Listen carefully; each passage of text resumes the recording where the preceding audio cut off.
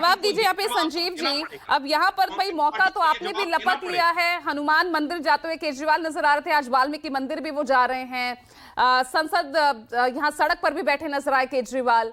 चुनाव है सर पर, ये सब तो दिखेगा ही। देखिए पूजा जी, बाबा साहब न केवल दलितों के मसीहा हैं, न केवल संविधान के निर्माता हैं, बल्कि अल्पसंख्यकों, आदिवासियों, महिलाओं और पिछड़ों के लिए भी श्रद्धेय और प्रेरक हैं। भारतीय जनता पार्टी इस मुद्दे पर कैसे फंसी हुई दिखाई देती है कि वो देश के गृह मंत्री को जब प्रेस कॉन्फ्रेंस करके सफाई देने की जरूरत पड़ जाए और ये कहने की नौबत आ जाए कि नहीं, आधे अधूरे हमारे बात को कट करके दिखाया गया है, तो पूरी बात क्या है? आते ही किसी को तमंचा लगा दिया जाए और बाद में कहा जाए कि नहीं, मैंने आपके पैरों में चप्पल भी पहनाया था, उसको भी दिखाया जाना जरूरी था। तो वैसी ही स्थिति भारतीय जनता पार्टी की आज के वक्त में हो गई है। देखिए, ये जो इनके मन के अंदर जो बात थी वो खुल के जुबान पे आ गई है, और जिसके बारे में ये कहने का प्रयास कर रहे हैं कि नहीं, अंबेडकर अंबेडकर कहते इतना दिनों तक तो आपको स्वर्ग मिल जाता या 7 पीढ़ियां तर जाती। सच पूछिए तो सचमुच में उन दलितों, गरीबों, अल्पसंख्यकों के लिए वो भगवान के जैसे ही हैं। जो लोग इतनी बार उनका नाम लेते हैं वो भगवान को ही प्राप्त करने के जैसे उनको महसूस होता है। उनको पता नहीं है कि अंबेडकर ने क्या दिया है उन लोगों को जो समाज में सबसे निचले पायदान पर जो लोग खड़े थे और जो दलित थे और वंचित थे समाज के तरीके से। ये आरएसएस के लोग या भारतीय जनता पार्टी के लोग कभी से भी दलितों के लिए श्रद्धेय रहे ही नहीं, और उनके मन में कभी भी अच्छा विचार रहा ही नहीं। आरक्षण के समय तो आरएसएस के लोग पटना के सड़कों पर विरोध में पुतले जला रहे थे और विरोध में खड़े दिखाई दे रहे थे। क्या बोलेंगे? ये चाहते ही नहीं है कि पिछड़ा समाज कभी मजबूती से सर उठाए।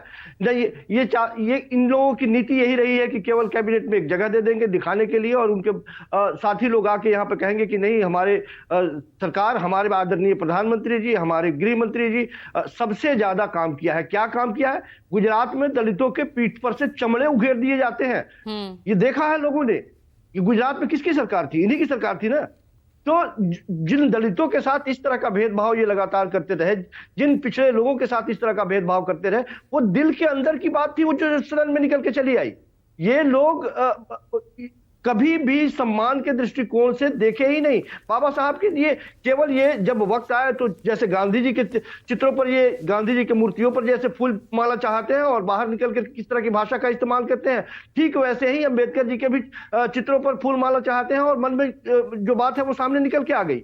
तो ये देश की जनता ये बात समझ रही है, और ये खुलेआम ये बात बिल्कुल सच है कि लोग अब ये पूछने लगे हैं कि सचमुच में क्या अंबेडकर को मानने वाले लोग आज बीजेपी के साथ खड़े हैं, या उनसे वो सवाल का जवाब चाहते हैं कि किस परिस्थितियों में उन्होंने इस तरह की बात कही।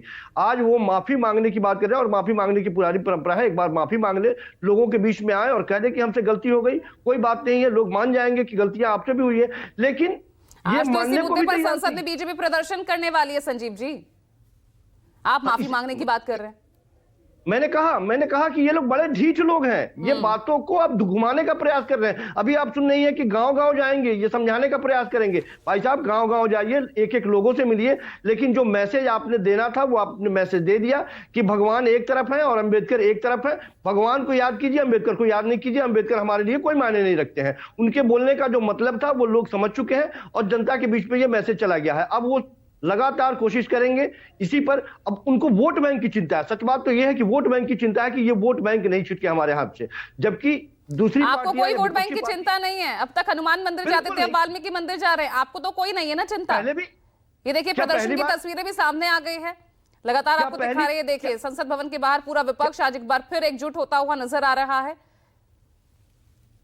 और गृह मंत्री अमित शाह के बयान को लेकर ही ये देखिए विपक्ष का ये प्रदर्शन संसद भवन के बाहर। तमाम सांसद विपक्ष के इस मुद्दे पर एकजुट होते हुए घमासान अब लगातार संसद से सड़क तक अमित शाह के बयान को लेकर